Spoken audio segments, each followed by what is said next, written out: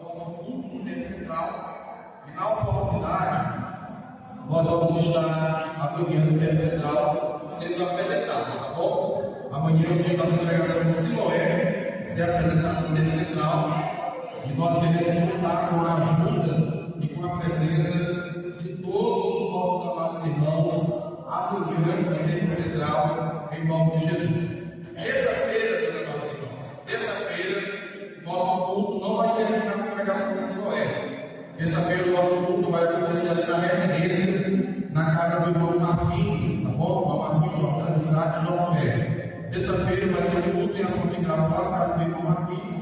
E nós estamos esperando e contando com a presença de todos os nossos amados irmãos para esse culto lá. Nós cremos em nome de Jesus que vai ser uma bênção para a glória de Deus. Vamos adorar ao Senhor Jesus Cristo.